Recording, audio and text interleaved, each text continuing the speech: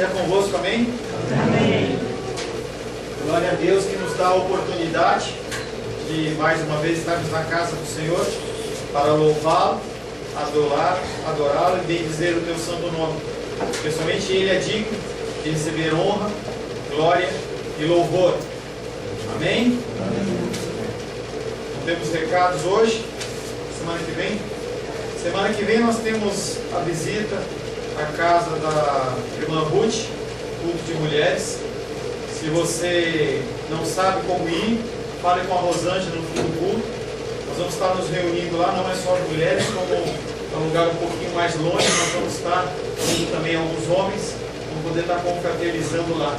Então, se você pode, se você tem a possibilidade de ir, se você possa estar comunicando com a Rosângela para estar nos programando para irmos todos juntos. Também está me informando com os irmãos que nosso site já tem mais de 3.000 acessos. Pessoas que têm nos encontrado, pessoas que têm feito pedidos de oração. E é tão interessante que eu falava que tem aquele africano moçambicano, deve ser moçambicano, não sei, e que ele mora lá em Moçambique e ele estava se correspondendo comigo. E ele está pedindo oração, ele conversa. E essa semana eu estava comentando também com os irmãos que uma irmã lá de Portugal estava pedindo auxílio. E aí ela falou assim que desde já ela está orando para que a gente possa abrir uma igreja de semente de vida lá em Portugal. Ela não tem noção, porque as pessoas elas olham através de uma câmera, entendeu? E elas não sabem que nós somos pequenininhos ainda, mas ela tem sido abençoada por nós. Tudo que nós fazemos aqui, não sou só eu que faço, mas nós, como igreja, como corpo, estamos fazendo. Nós podemos abençoar outras vidas. Então eu louvo o Senhor por isso. Quero convidar você, nesse momento, a abrir a palavra de Deus no livro de Atos, capítulo 3. Atos, capítulo 3, versos de 1 a 26. Vamos para a nossa terceira meditação nesse texto. Ainda tem um tempinho que nós vamos ler Atos, capítulo 1, Atos, capítulo 3, versos de 1 a 26. Quiçá você decore esse texto, ele fique gravado no seu coração. Amém? Atos capítulo 3, versos de 1 a 26. Assim diz a palavra de Deus. Pedro e João subiam ao templo para a oração da hora nona. Era levado um homem coxo de nascença, o qual punham diariamente à porta do templo chamada Formosa, para pedir esmola aos que entravam. Vendo ele a Pedro e João, que iam entrar no templo, implorava que lhe dessem uma esmola. Pedro, fitando-o juntamente com João, disse: olha para nós. Ele os olhava atentamente, esperando receber alguma coisa. Pedro, porém, lhe disse: não possuo nem prata nem ouro, mas o que eu tenho, isso te dou.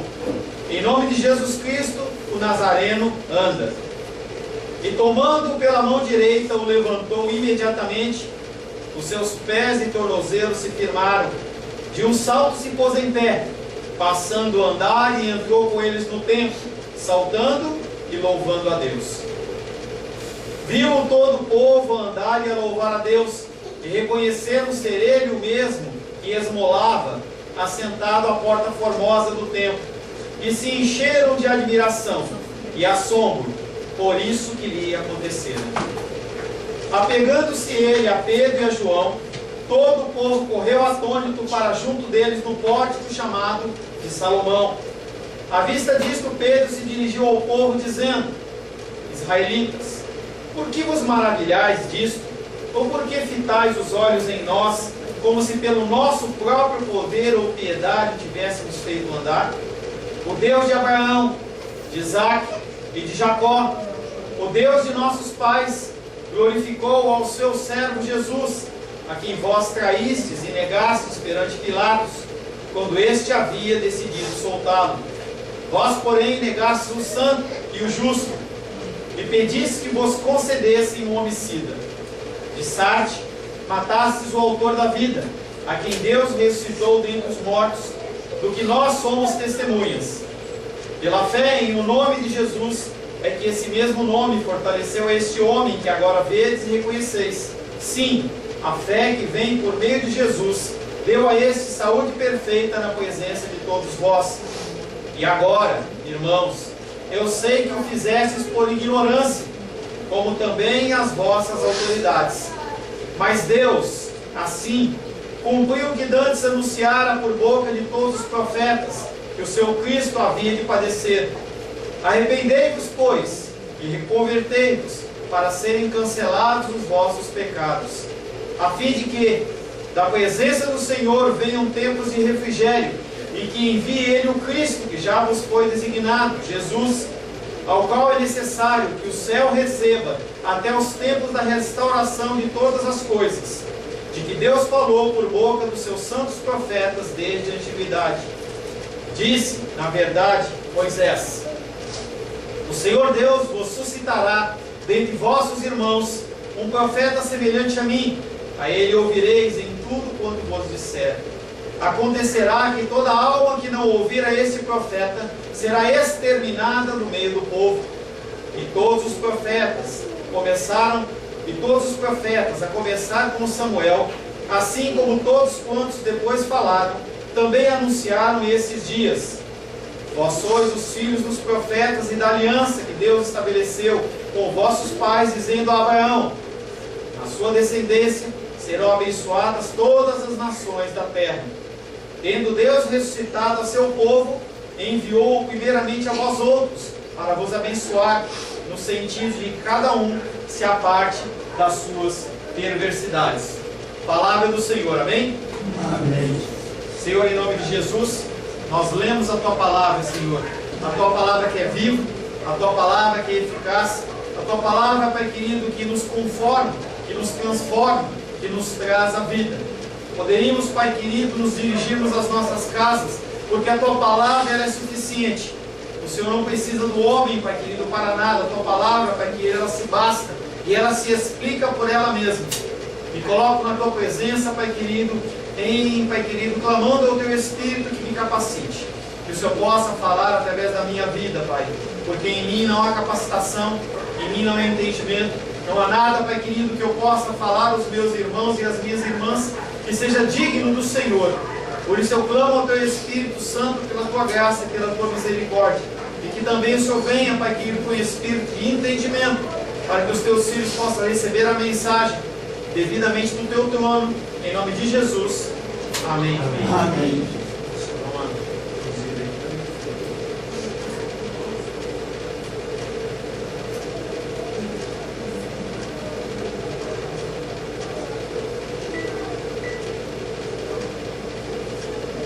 Glória a Deus. Título dessa mensagem: o nome de Jesus continua tendo poder. Amém? Amém. Pode dar glória a Deus por Glória isso. a Deus. Porque a palavra do Senhor ela não está morta, ela está viva. Interessante que você deve ter visto pelo Guará um cartaz assim, quando você bate o olho, está assim: Deus está morto. É um filme que é lançado. Mas aí aparece um cristãozinho lá no meio das pessoas e ele coloca o papelzinho grudado: Deus não está morto, a palavra dele está viva. O tema central desse relato é o nome de Jesus. E não é qualquer Jesus, é o Jesus que é crucificado, o Jesus que foi morto e sepultado, desceu à mansão dos mortos e ressuscitou o terceiro dia, e hoje está sentado à destra do Pai. O centro de todo o relato é a palavra dirigida por Pedro ao paralítico. Esse homem que estava sentado, estava coxo, não poderia se movimentar, não tinha atividades profissionais, e o nome de Jesus o levantou. O nome de Jesus o resgatou. Ao redor do nome de Jesus é um nome que dá salvação aos homens. Infelizmente não dá salvação a todos os homens. Algumas pessoas elas vão se perder, mas não é porque o sacrifício do Cordeiro não foi perfeito, é porque não foi destinado a elas. Elas não foram alcançadas. Por mais que nós falemos do amor de Cristo, essas pessoas continuam aguardando o toque do Senhor. Se você está aqui nessa noite, eu creio e espero que você tenha sido tocado pelo Espírito Santo e um dia você possa ter sido desperto.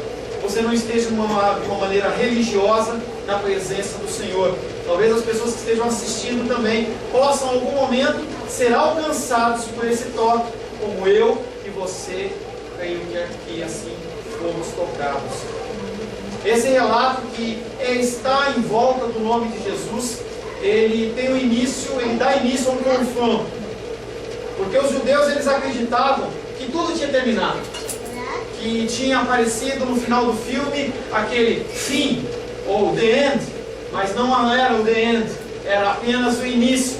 Para aqueles que acreditam no Senhor, é apenas o início, é o início de uma nova caminhada. Mas para os judeus que viam aquilo que estava acontecendo, eles viam o movimento cristão renascendo das cinzas, renascendo de algo que para eles já era finalizado. E esse milagre, ele assusta as pessoas, em especial os saduceus, que eram judaizantes que não acreditavam na ressurreição. Como que esse nome continua fazendo milagre? Como é que esse nome continua fazendo algo? Nós já não matamos essa pessoa. Como que continua? Esse nome de Jesus continua tendo poder. O relato da cura prodigiosa do paralítico à porta do templo é um exemplo dos fatos e gestos que acompanham o testemunho autorizado dos apóstolos. Os milagres, eles têm que nos seguir. Nós não somos apóstolos, mas nós somos discípulos. E aqueles homens, eles eram apóstolos, mas também eram discípulos. Eram pessoas que seguiam, eram pessoas que ouviam a palavra de Jesus e colocavam em prática, ou tentavam colocar em prática em meio às suas dificuldades. Não ache que os tempos de hoje estão mais difíceis do que os de ontem, eram tempos diferentes. Você também tem dificuldade de colocar a palavra de Deus em prática.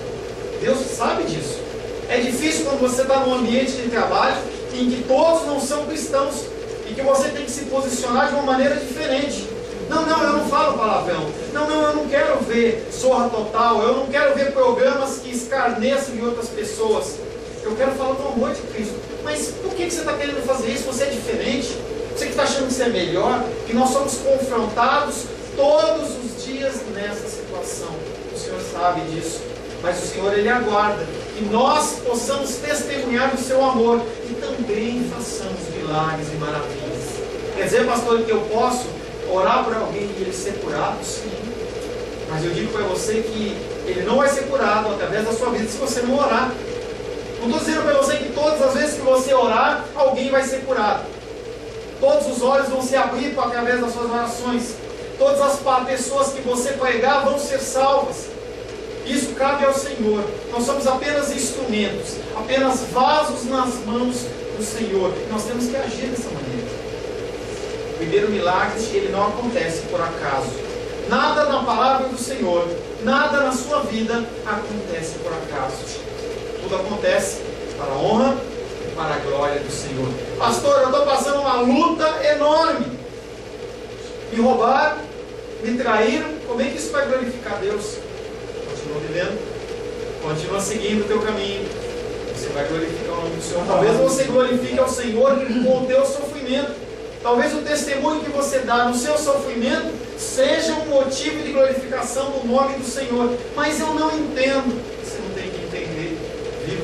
Fé. Fé é exatamente isso. Você vê e você viver um caminho que você não entende, que não parece normal, não parece correto. Mas é o que Deus está mandando, então eu vou seguir em frente. Nós temos estudado Josué. E Josué, segundo o nosso estudo, ele está na beira do rio Jordão. Vou desligar um pouquinho. Depois eu dou uma ligadinha nesse microfone, tá? Nós estamos na beira do rio Jordão. 3 milhões de pessoas na beira do rio Jordão. O rio transbordando. Deus parece que está espizinhando com aquele povo. Por que não atravessa logo? Testando. Será que eles me amam? Será que realmente eles confiam em mim? Será que eles realmente acreditam que eu vou fazer algo? Será que eles não vão se esquecer que no Mar Vermelho, eu abri o Mar Vermelho? Será que o Deus que abriu o Mar Vermelho não pode abrir um riozinho? E Deus coloca eles lá. Talvez coloque você numa situação como essa. Pastor, eu estou passando essa luta e eu não aguento mais. Eu te garanto que quando você não aguentar mais, algo vai acontecer. Porque a palavra de Deus diz, se você é dele, que ele não coloca nenhum fardo sobre os seus ombros que você não possa suportar. Amém? Amém. Glória a Deus. Esse primeiro milagre, ele ocorre no templo. Na frente do templo. Por que ocorreu na frente do templo? Por que não ocorreu na casa dos discípulos?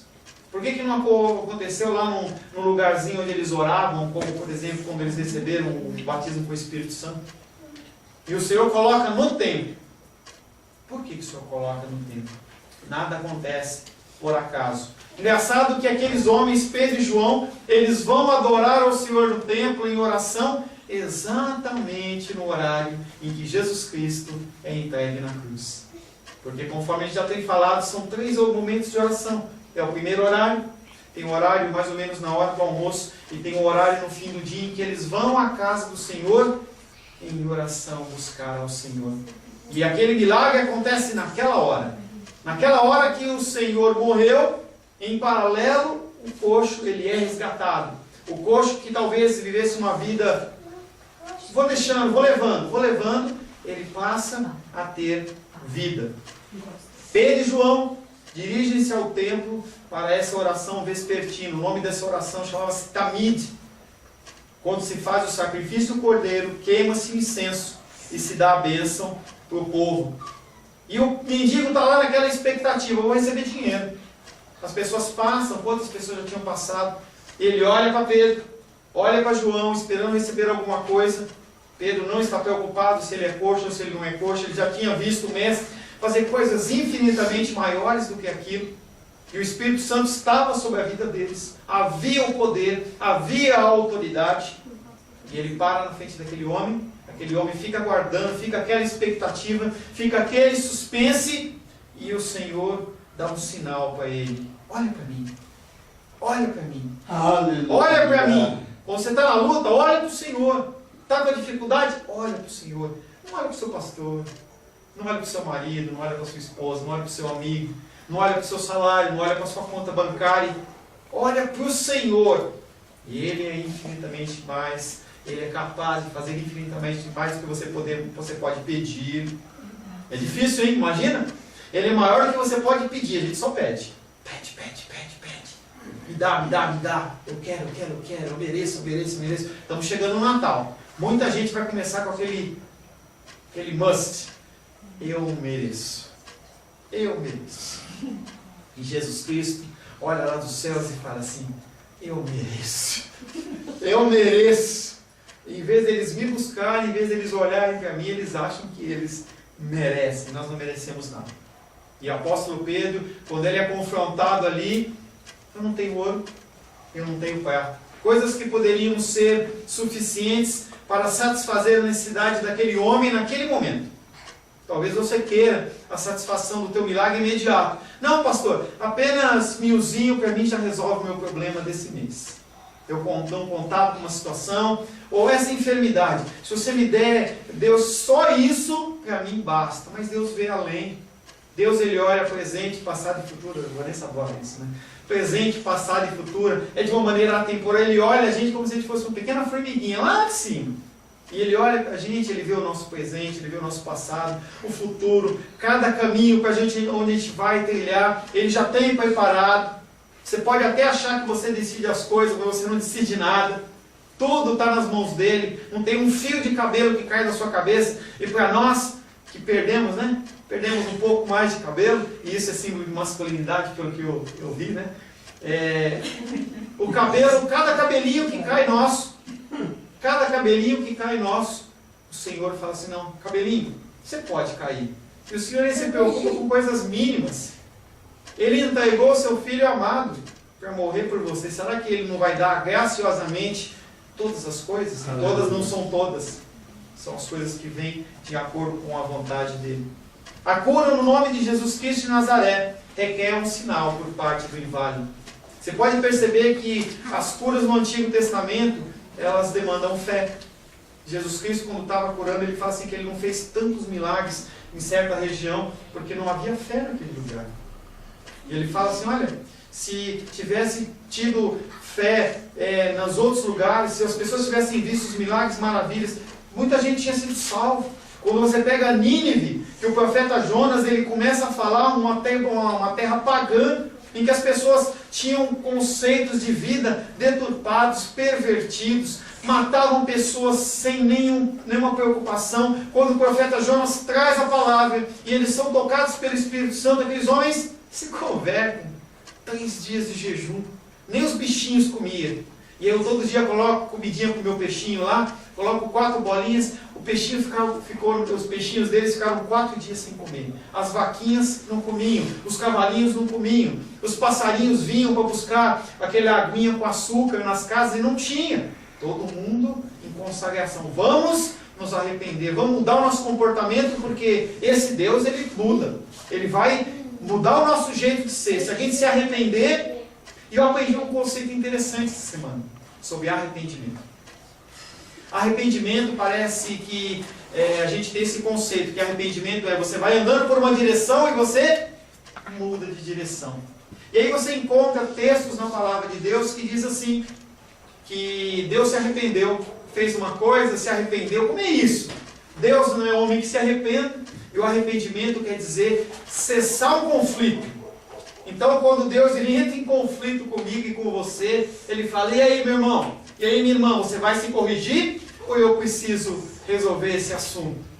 Se você se corrige, você continua andando. Não quer dizer que Deus se arrependeu. No caso do dilúvio de Noé, quando houve aquela destruição, e a gente estava ouvindo a palestra essa semana, e ele fez uma conta lá, usando o tempo desde Adão até Noé, são 1656 anos, estou aqui para fazer a conta completa para você, mas 1656 anos, usando uma taxa de natalidade, como que nós temos nos dias de hoje, dividido por 2, colocando um filho e uma filha por nascimento, e não era bem assim. Haviam 4 bilhões e meio de pessoas que morreram no dilúvio. Então, Deus olha para aquela terra com 4 bilhões de pessoas. Entenda que nós estamos por volta dos 6 bilhões de pessoas, um pouco mais. Havia uma população semelhante à que tem hoje. E Deus achou quantas pessoas justas? Uma, segundo os parâmetros dele. Não havia mais tempo de arrependimento. Era tempo de ação do Senhor. Situação semelhante aparece quando o povo de Israel está lá em Jerusalém, e Abacuque, nós já falamos sobre Abacuque, ele começa a ver que o problema não são os povos de fora, o problema são os povos de dentro. Os povos estão em contenda. E aí Deus chega um momento em que ele fala assim, não tem mais tempo de arrependimento, tem que mandar esse povo para a Babilônia, tem que mandar esse povo para o sofrimento, para que eles possam ser forjados pela palavra do Senhor.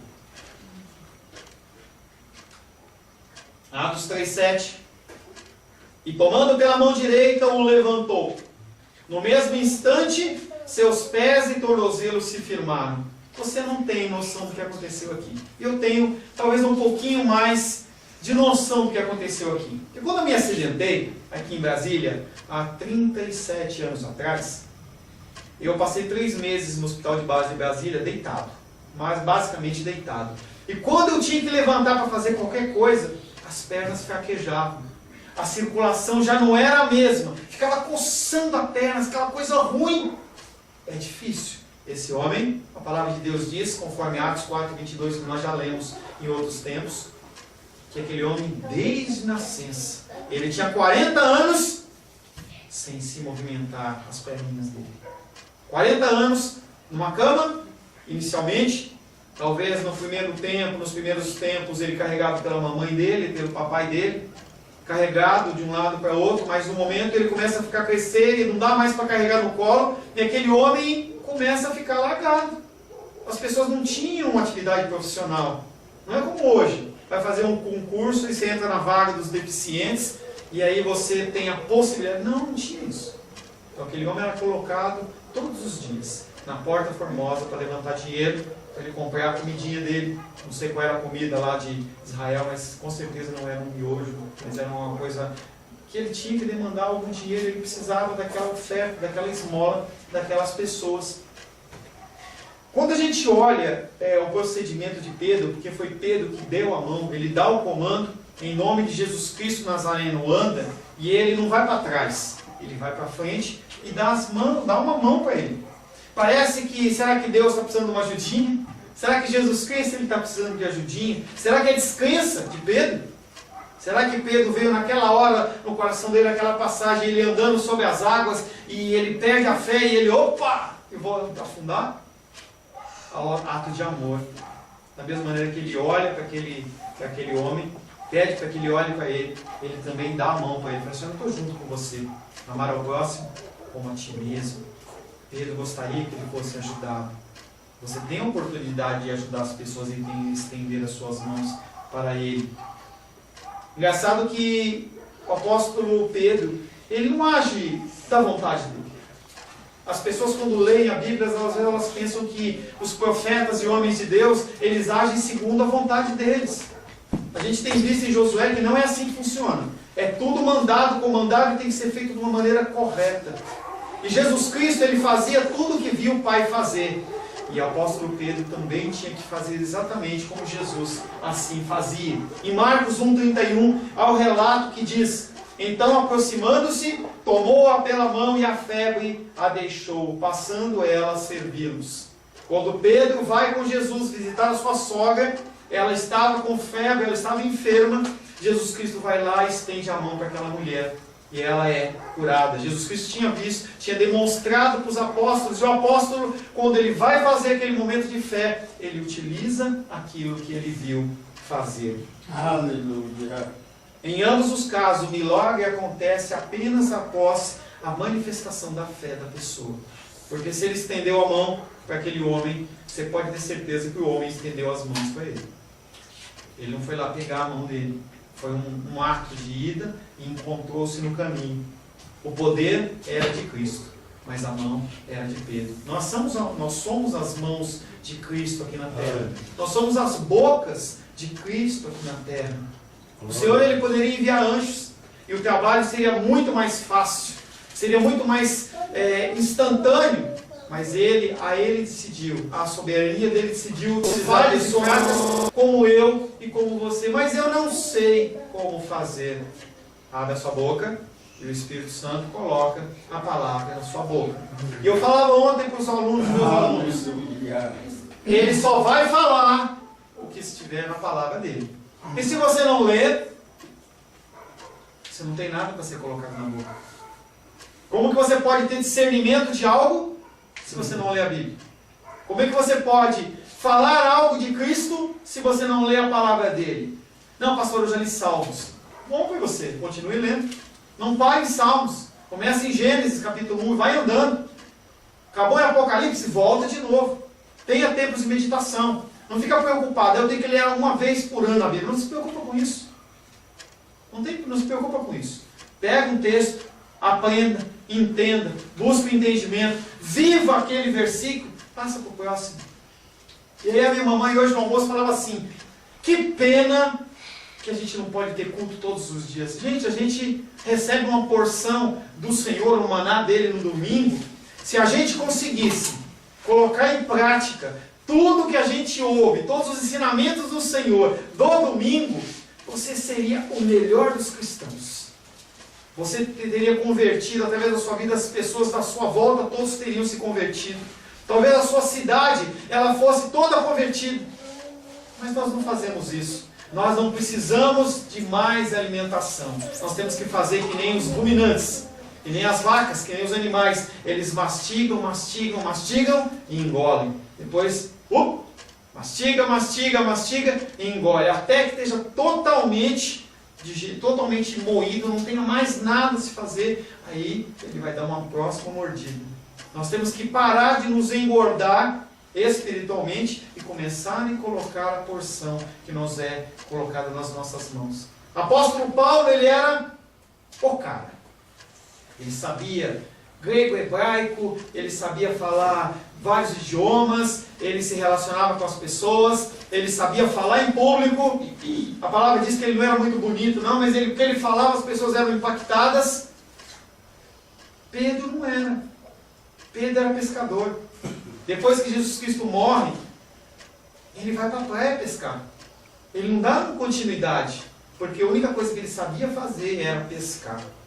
Então, não se preocupe com a porção que você sabe, e sim em você colocar em prática o que você tem aprendido. O poder era de Cristo, mas a mão era de Pedro. Nós falamos nesse verso a respeito de uma enfermidade física. seu caso, houve um tempo que você estava morto. Amém? Porque quando você não está com Cristo, você está morto no seu pecado. Independente de onde você está, onde você congrega, se é Assembleia de Deus, Renascer, presbiteriana ou qualquer igreja, não se preocupa com isso.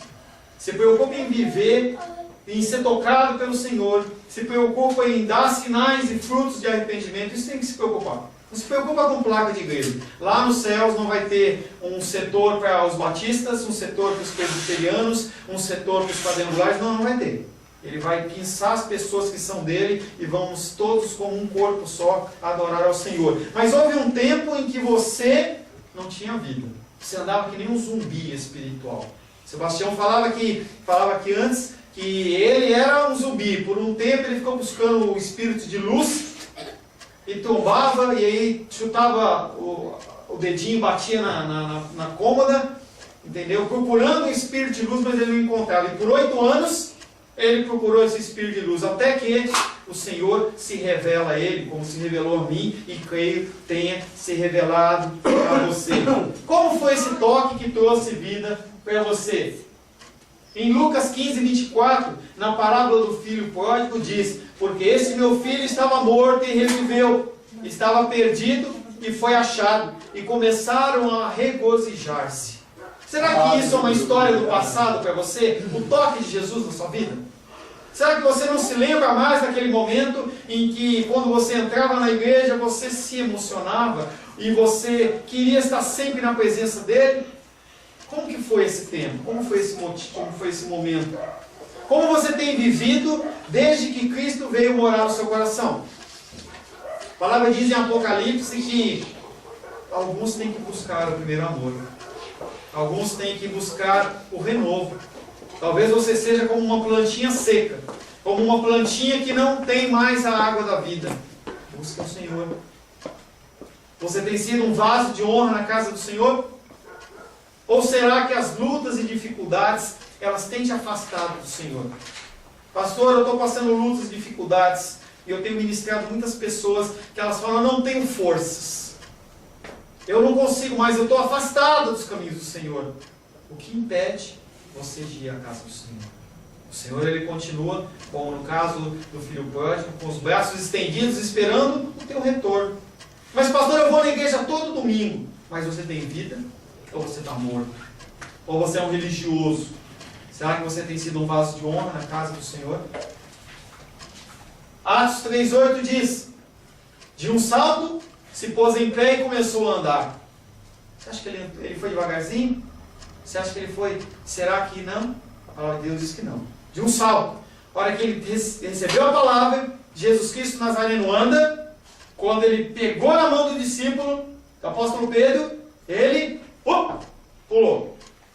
pulou. De um salto se pôs em pé e começou a andar. Aleluia. Não dá para você ser tocado pelo Senhor e você continuar na mesmice. Não dá. Não dá para você se dizer cristão e continuar do mesmo jeito. Não, pastor, já estou velhinho já. Eu não vou mais falar aqui. Agora é os mais novos que vão falar. Agora é a vez do pastor Paulo. Não existe isso. De um salto pôs-se em pé e começou a andar. E entrou com eles no templo, andando, saltando e louvando a Deus. O homem, ele salta pela primeira vez e se põe de pé. Imagina a alegria daquele homem. Aquele homem devia começar a andar de um lado para o outro. Ele devia pular. Eu fico imaginando. Porque uma vez eu vi um vídeo de uma pessoa que foi curada de cegueira.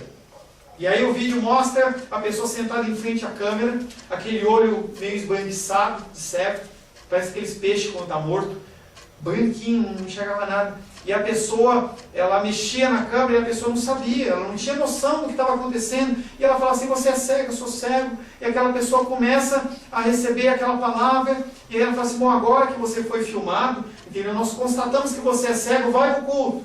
Levam aquela mulher até no culto. E aí o pastor vai lá e faz uma oração por ela, como a de Pedro. E aquela mulher volta a visão. Volta a visão. E aquela mulher não consegue se conter. Porque quando você é tocado pelo Senhor, você não consegue se conter. E aquela mulher começa a correr na igreja e ela olha para um e fala assim: a sua blusa é branca. a sua calça é verde. Olha, o teto dessa igreja tem 4 lâmpadas. A alegria daquela mulher, igualzinho esse homem. 40 anos de humilhação, 40 anos de dependência e apenas uma palavra, apenas um toque, e aquele homem começa a saltar, a pular e a adorar ao Senhor. Aleluia. Glórias a Deus. Que seria bom se nós pudéssemos entender que cada dia que o Senhor nos dá é a misericórdia do Senhor se renovando na nossa vida. E nós pudéssemos saltar e pular na presença do Senhor. Mas por que você está alegre? Por que você está pulando? Porque eu estou vivo. O meu Redentor vive. Ele não está morto, ele está vivo. Eu tenho motivos para glorificar o Senhor. Eu tenho saúde, eu tenho um marido, eu tenho uma esposa, eu tenho filhos. Eu enxergo, eu ouço, eu posso andar, eu tenho um trabalho. Eu tenho um lar onde eu vou para minha casa. Eu posso abrir minha despensa e tem alimento lá. Eu tenho motivos para ser contente e alegre. Não, mas isso é normal. Não, isso não é normal. Há pessoas que não têm isso. 6 bilhões de pessoas. A grande maioria vive numa miséria total e completa.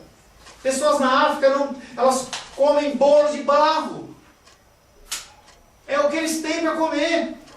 A água que eles têm, eles bebem como cachorro, que são aquelas poças. Como que eu não vou pular e saltar na presença do Senhor? Eu tenho motivos para glorificar o meu Rei. Ele é digno. Ele é digno. Glórias ao Senhor. O efeito do toque, o efeito da palavra, ele é imediato. Não demorou 10 segundos, não demorou 1 minuto, ele não foi para casa. Milagre é na hora, é no momento, é imediato. O ex-coxo profere palavras de louvor, agradecimento a Deus e deseja acompanhar os apóstolos para dentro do templo. Mas ele entende que, conforme Salmo 145:14, quem fez isso não foram Pedro, não foi João. Quem fez isso foi o Senhor. Porque o Senhor, Ele é aquele que sustenta os que vacilam. Pastor, eu estou vacilando. O Senhor é aquele que sustenta. O Senhor é aquele que faz com que seus pés se aprumem. Ele apruma aqueles que estão prostrados. Eu não aguento mais. Estou cansado. Eu tenho andado e tenho caminhado, tenho enfrentado essa luta e dificuldade e eu estou cansado, Senhor. Não é pecado você falar isso para Deus, não. Ele é papai. Ele é amado. Ele é o Senhor. Ele é o Todo-Poderoso. A voz dele é como a voz de muitas águas. A voz dele é como os trovões. Quando ele se apresenta, os montes tremem. Abacuque diz que os batentes da porta tremem na presença do Senhor. Mas ele também permite que você entre na presença dele e fale: papai, eu não aguento. E aí aquela cara de bravo, se ele tem, não sei, ninguém viu o rosto do Senhor, ele te pega no colo e fala assim: vem cá, filho, deixa eu cuidar de você. Você pode fazer isso. Não seja religioso achando que Deus está tão distante que não se possa ser encontrado. É por isso que ele inventou, ele mandou o seu Filho amado, para que houvesse uma ponte entre eu e você, pecadores. Pecadores. Porque se você pedir perdão, agora você já vai pecar na mente.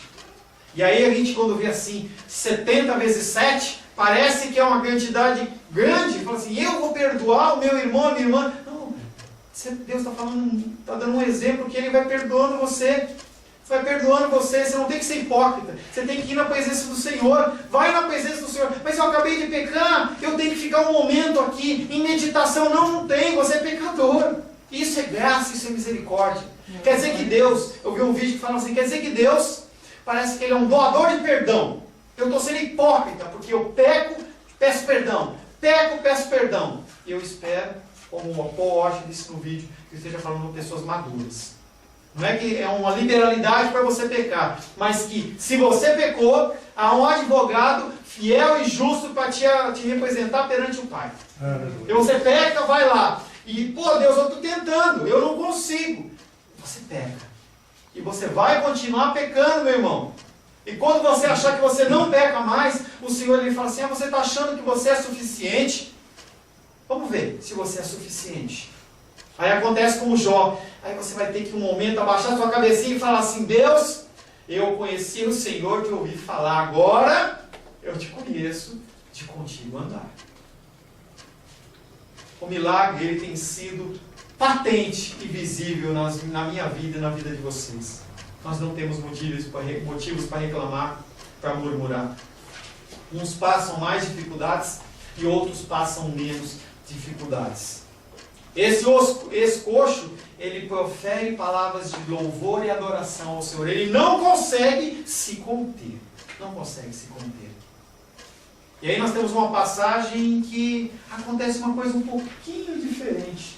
Lucas 17, 12 e 15 diz: ao entrar numa aldeia, Jesus entrando na aldeia, saíram ao encontro 10 leprosos. E aí o texto diz que o Senhor curou os 10.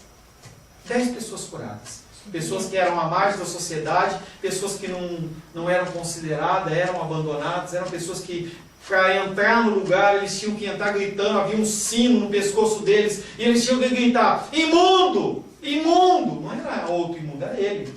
Imundo! Aí as pessoas iam abrindo espaço, porque aqueles homens estavam chegando. 10 homens leprosos. 10 homens ex-leprosos. 9 vão embora, vão viver a sua vida, não glorificam ao Senhor, mas um volta e fala: Deus, como nós cantamos, Tu és a cura, Tu és tudo para mim, Tu és a razão do meu viver. Demônio gadareno, homem com demônio gadareno, aquele homem padecendo, sofrendo, sendo espizinhado, sendo desprezado, o Senhor o liberta. Senhor, eu quero ir contigo.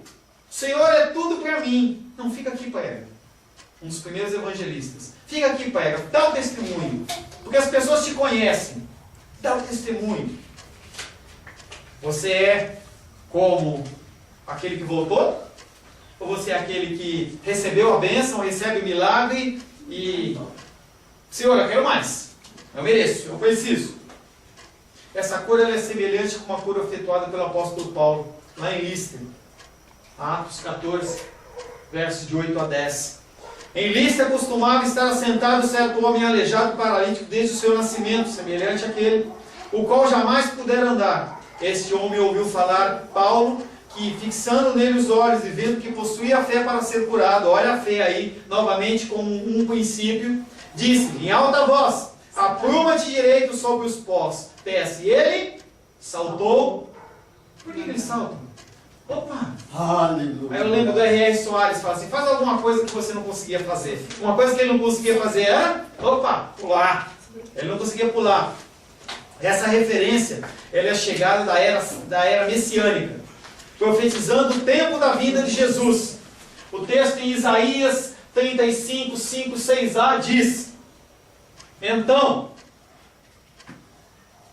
se abrirão os olhos dos cegos, se desimpedirão os ouvidos dos surdos, os coxos saltarão como servos, e a língua dos mudos cantará de alegria. Um coxo, tanto o coxo que o Paulo curou, tanto o coxo que Pedro curou, ele não saltou porque ele quis saltar. Ele pulou, ele saltou porque a palavra está dizendo que os coxos saltarão como servo. Mas ele talvez não conhecesse essa passagem, não importa. O Senhor, ele cumpre os seus desígnios, os seus propósitos, independente da gente acreditar ou entender, ou qualquer coisa, vai acontecer.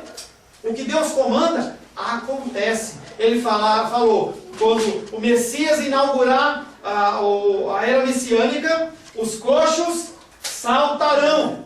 E os coxos estavam saltando. Glória a Deus por isso. Jesus inaugurou a era messiânica quando fez que os cegos vissem, os aleijados andassem, os leprosos ficassem limpos, os mudos falassem, que os mortos ressuscitassem e que o Evangelho fosse pregado aos pobres, conforme Mateus 11:5 e Lucas 7:22. Depois do Pentecostes, os apóstolos eles dão apenas um prosseguimento do que eles já estavam vendo. Eles viam o Mestre fazer. Não era algo diferente, não é algo novo.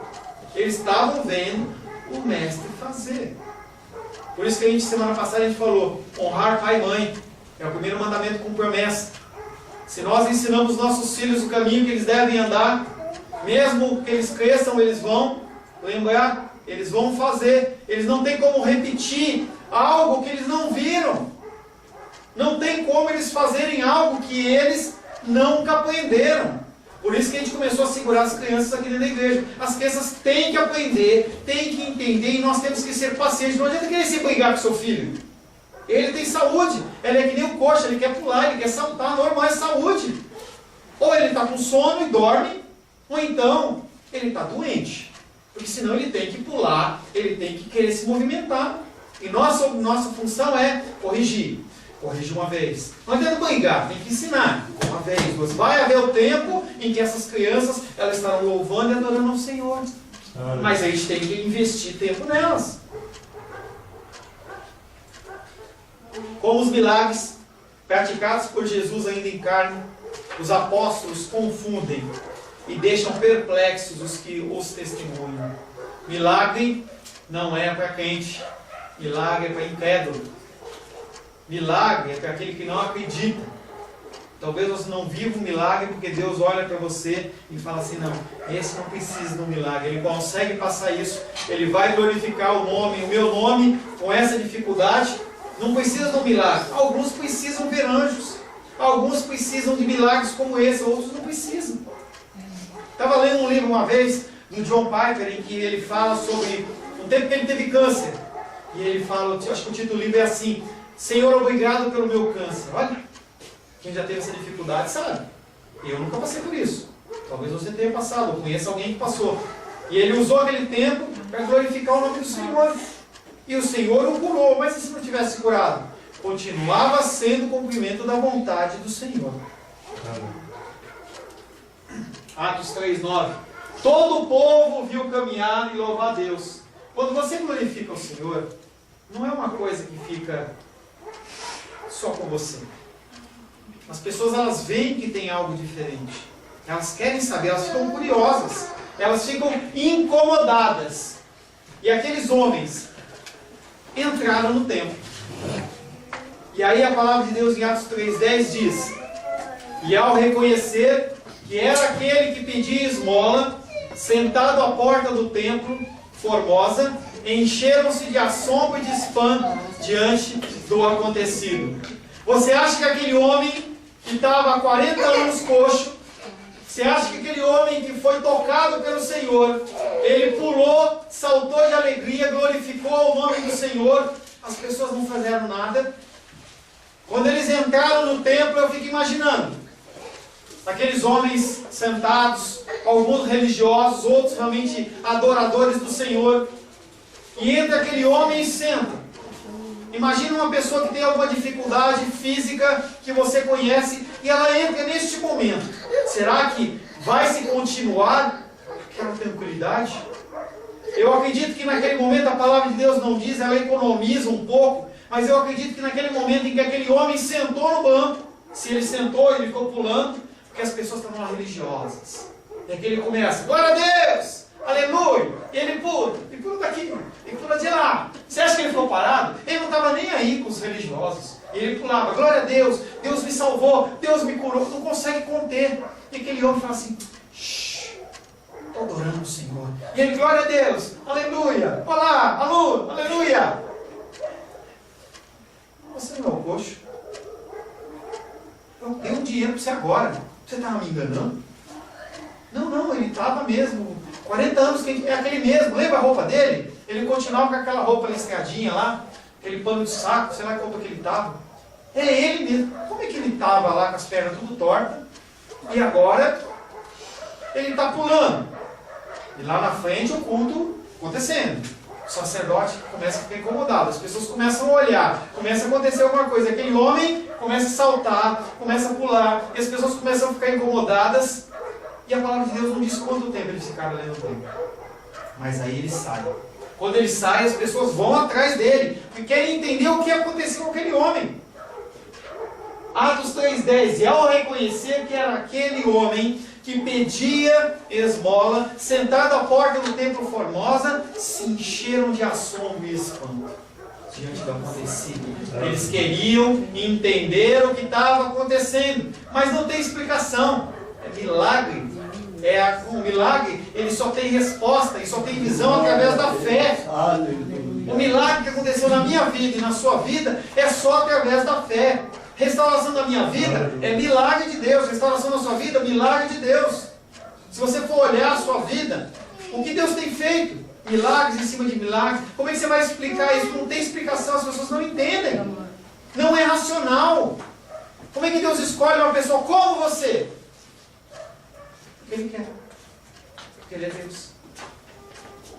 Em cima de fatos não tem o que falar. Não tem como discutir. Primeiro fato. Durante muitos anos, o povo tinha conhecido o coxo como homem assentado à porta chamada Formosa mendigar.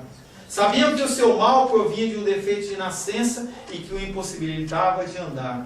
Não tinha dúvidas. Aqueles homens reconheceram que aquele homem tinha uma dificuldade e agora ele pulava. Segundo fato, reconhecem o mendigo e veem-no agora andando e saltando de alegria. Ouvem que ele louva a Deus por havê-lo curado. As pessoas olham para aquele homem, o reconhecem como um coxo, reconhecem ele que ele era mendigo, que ele esmolava, mas reconhecem também que aquele homem está saltando de alegria. Ele está pulando. O que está acontecendo? Quem fez? Como que fez? Será que se dá tempo de eu correr lá na minha casa e pegar aquele tiozinho que está enfermo e trazer aqui? Começa aquele bochicho. Terceiro fato. Eles ficam completamente atônitos, assim, espantados. Aí espantados e admirados em face de um maravilhoso ato de Deus. Assim como Jesus realizava milagres no meio deles, agora os seus apóstolos o fazem em seu nome. O que Jesus iniciou durante o seu ministério terreno tem agora prosseguimento por meio dos seus seguidores imediatos. Com admiração e espanto, o povo se abre às boas novas de Jesus que Pedro está proclamando. Novamente os holofotes vão para Pedro. Parece olhando para o gato e para o peixe. Gato e peixe. Olhava para o coxo e falava assim, não fui eu não. O coxo falou assim, não, aquele homem ali. Ele falou assim, olha para mim. Quantas vezes ele repetiu, eu não sei. Olha para mim. Que mais, coxo? Ele falou, olha para mim. E aí ele falou que não tinha dinheiro, que não tinha ouro nem prata. Ele falou assim, anda em nome de Jesus Cristo Nazaré. Jesus, mas a gente matou ele. Aleluia. A gente matou ele, a gente viu ele na cruz. Ele está morto. Não, ele não está vivo. Pedro, conta essa história direito para a gente. O povo assombrado pela situação dá oportunidade a Pedro de introduzir um discurso. Discurso que nós vamos ver semana que vem. Mas o que importa é, o nome de Jesus continua tendo poder. Continua vivo. Feche seus olhos.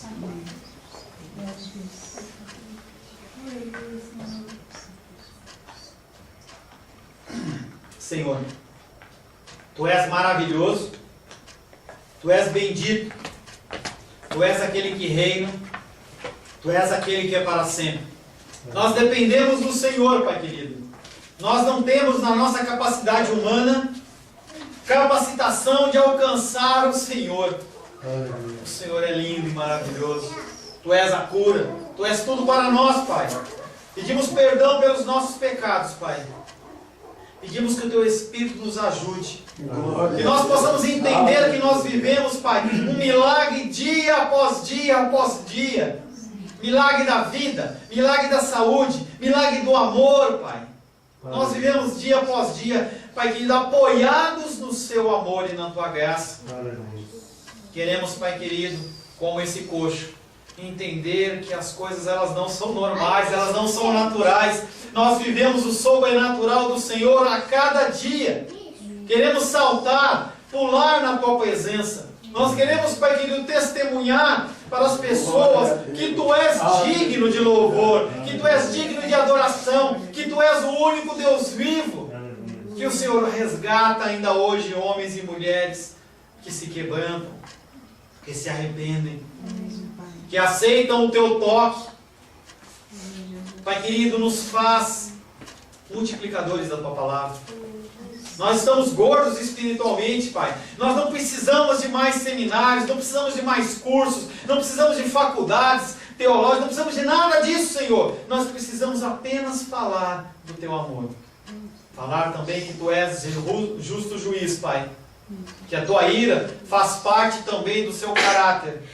Tu não és um Deus bobalhão, bonachão, Pai, que aceita qualquer tipo de sacrifício. Mas nós carecemos do Senhor, carecemos do Teu Espírito Santo, para que nós possamos testemunhar de um Deus verdadeiro. Um Deus que Ele é amoroso, sim, mas que é um Deus reto juiz. E haverá um dia, Pai querido, que não haverá mais tempo de perdão. Não haverá mais tempo, Pai, de fazermos discípulos. Não haverá mais tempo, Pai, de nós sermos batizados. Não haverá esse tempo. Haverá tempos de perseguição. Que nós possamos usar o nosso tempo como convém.